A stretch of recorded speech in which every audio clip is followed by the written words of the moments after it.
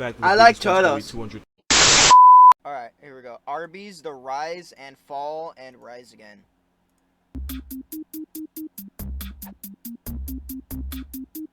Company man.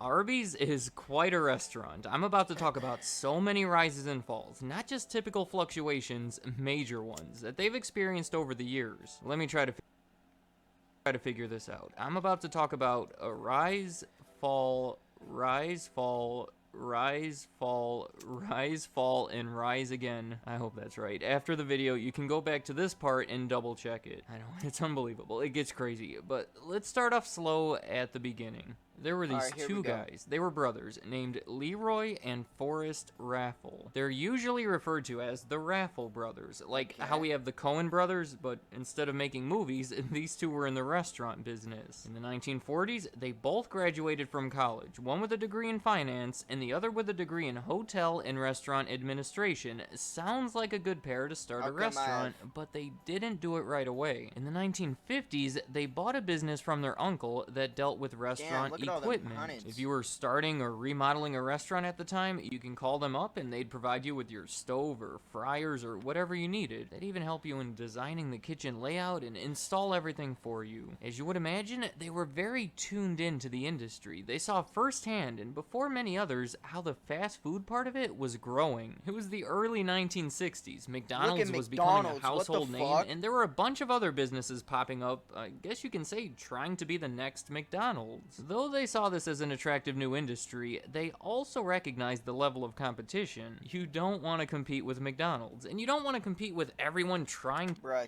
I'm just saying, dude, look at those nice-ass fucking cars, bro. Every one of these cars are just classics. Like that, like, all, like, this is literally, this looks exactly like the car that Mr. Miyagi gave to, fucking Daniel in The Karate Kid, the first one. Literally looks exactly like the car. McDonald's. So they Those tried cars to are all classics, sidestep man. that competition a bit and make themselves Especially different this by one on the far specializing in roast beef sandwiches. It was a different menu item, but also a more expensive one. In the beginning, their roast beef sandwiches were almost 5 times the price of a McDonald's hamburger. It was a way to become a more indirect competitor by attracting a different, more adult, possibly higher income customer. The first Arby's went up in July of 1964 in the small town of Boardman, Ohio. Just to give you an idea of the geography, their restaurant equipment business was headquartered in the bordering town of Youngstown, Ohio. That first location did pretty well, so I'm thinking the Raffle brothers recognized an opportunity to expand and the pressure to do it fast before the industry became saturated and there was no room left for them to do it. I say this because within 3 years of opening that first location, there were now 100 locations. 3 years after that, by the end of the decade, there were 300, not just in Ohio, across 37 states. Now, the obvious question is, how did they possibly do all this this fast? And the answer is a lot of debt, and franchising, and private investors, but yeah, a lot of debt. To this point, it seems like the plan was to expand by any means necessary. Then, once they're large and established enough, they'd be able to have a successful initial public offering, sell the company to the public on the stock market, and use that money just to clean things up. It didn't go well. They had some bad luck with things happening in the market, and the IPO never happened, meaning they didn't get the cash that they were counting on, and that's when things went bad. They couldn't afford to pay their loans, and they couldn't afford to operate their business. The bank stepped in, they stopped providing things to the franchisees, so in return, the franchisees stopped giving them their cut of the sales. It was bad news. A company of this size needs a lot of money to operate, and they already used all their funds building their business to this size. And really, what can you do at this point? After a few months of struggling like this, they finally filed for bankruptcy. The whole thing was a major setback, but not the end, obviously. The Raffle brothers remained in control and spent the next 5 years restoring it. By 1975, they were back on track. That's the first rise and fall and rise again, with 500 locations that were overall profitable. How'd they get all the Now money? they were back on offense, and there was still pressure to expand while that opportunity was there. But they don't want to mess things up again. They didn't want to go into heavy debt, and they didn't trust the stock market would work out after their first experience, so they took a different approach. The idea was, if they were to merge with a larger company, they could use their resources to help build Arby's. In 1976, the Raffle brothers sold their entire business to RC Cola for $18 million, and they remained in charge. Really, a fantastic deal for them. They now had the Nice, funding not they bad. needed, still controlled the company, and not to mention $18 million in their pocket. That's how Arby's existed for the next Damn. 3 years, and things were good. By 1979, they were up to 800 locations that were still said to be overall profitable. 1979 marks the end of the Raffle brothers' involvement. They decided to step away, retire, and let RC Cola take full control of their creation. As soon as they left, In RC 1980, Cola okay.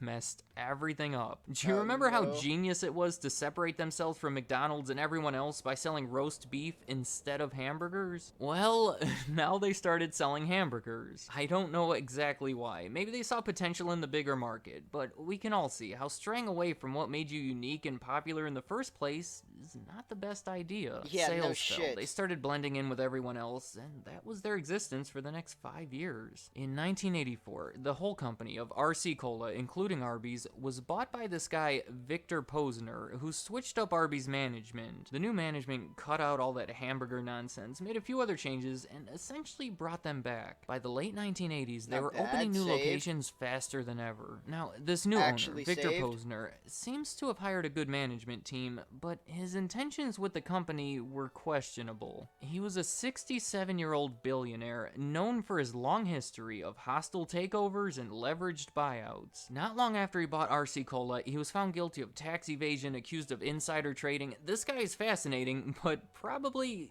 not the person you want around your Bruh. business. The management and the franchisees accused him of not acting in the best interest of the company, essentially pocketing cash from it instead of reinvesting it. It got so bad to where it came to a point where the management and the franchisees tried to come together and buy the company. He refused to sell it, and soon after, many of them either quit or were fired, and the ones remained did not have a great relationship with him. I think it's safe to say that all of this drama behind the scenes and the questionable motives from the owner caused Arby's to slip again. In 1993, Victor Posner Unfortunate. was being investigated for his, I guess you would call, long history of shady dealings, and it didn't end well for him. He was forced to step away and get rid of the company that owned Arby's. The end result was the creation of a new company called Triarch. They now owned and Triarch, controlled huh? Arby's with yet another management team. From here, things started improving again. Throughout the 1990s, Triarch was selling its businesses that were unrelated to food and drinks and increasing their involvement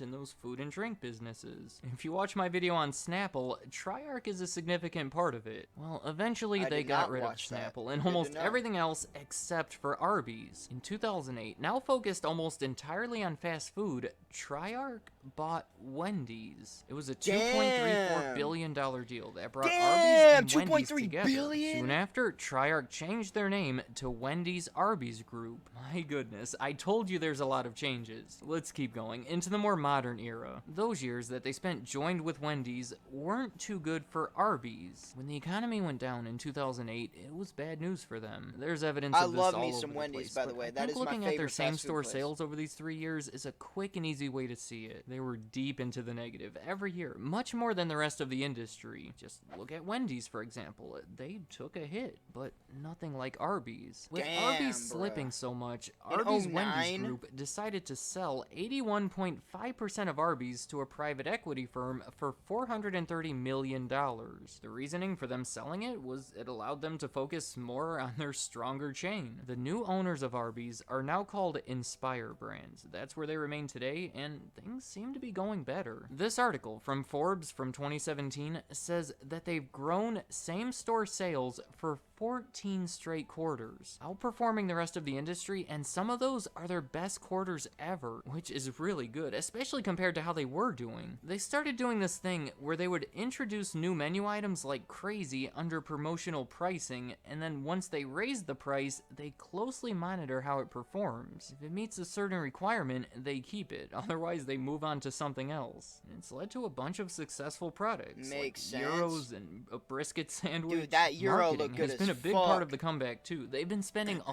lot of money on it. I'm sure you know That their gyro newest looked good slogan. as fuck. Arby's, we have the meats. That's been a big campaign. Jon Stewart, back when he was hosting The Daily Show, would make fun of Arby's. Then Arby's would come back and respond in their own humorous ways, embracing the joke, and it just became a whole funny thing on the show. Pharrell's hat. Remember in 2014, he wore this crazy looking thing to the Grammys? Arby's tweeted about it, saying they wanted their hat back. That got a lot of attention. And a few months later, they bought it Not from him bad. on eBay for $44,000. It's just all stuff to get people to talk about Arby's. It's Yeah, also worth that's mentioning that in actually 2017, Gigabrain. they bought Buffalo Wild Wings, and in 2018, they bought Sonic. So those are currently all together. That was a lot. I think we need a Sonic, summary. In B-dubs, 1964, and the Wendy's. Raffle brothers established the first Arby's. By 1970, they built it up to 300 locations across the country, but built it on a shaky foundation. So shaky, they filed for bankruptcy that same year. By 1976, Unfortunate. they were back with over 500 profitable God bless my locations, but in need of more funding, so they decided to sell it to RC Cola. In 1979, the Raffle brothers ended their involvement, and RC took over And messed things retired. up. In 1984, this very shady character, Victor Posner, took control, but hired some good management that turned things back around. By 1993, Victor was fighting with everyone, and in some major legal troubles that led to the sale of the company. It was reformed as Triarch, and Arby's was now under new management. In 2008, they came together with Wendy's and started struggling partially due to bad economic conditions. In 2011, they mostly split from Wendy's and started bringing the brand back with the help of Jon Stewart, that is so Pharrell many Williams, changes. and Ving Rhames. That's this guy who says, We have the meats. Alright, hold on. Before I end the video, can I take you on a little detour here? A little journey that I took concerning the name? For me, this journey took Sure. years, and I imagine we're all Why at different not? stages in it, so what I want to do here is start from the beginning and pull us all through to the end. This Alright, is here just we go. crazy. The name Arby's, ARBYS, have you ever stopped to think where it comes from? It's not a person's name, it's not a word in the dictionary, it's actually a word created to be the name of this restaurant, which you don't see often. For some of you, this is going to blow your mind, and you're going to wonder why you didn't connect the dots sooner. Arby's here we go. sounds identical to RB's, the letters, and as we all know, this is a restaurant that specializes in selling roast beef sandwiches, RB. So that should be the end of it. There was Okay, even a makes famous sense. and somewhat clever commercial in the early 1980s that assigns a meaning to each letter, America's roast beef. Yes, sir.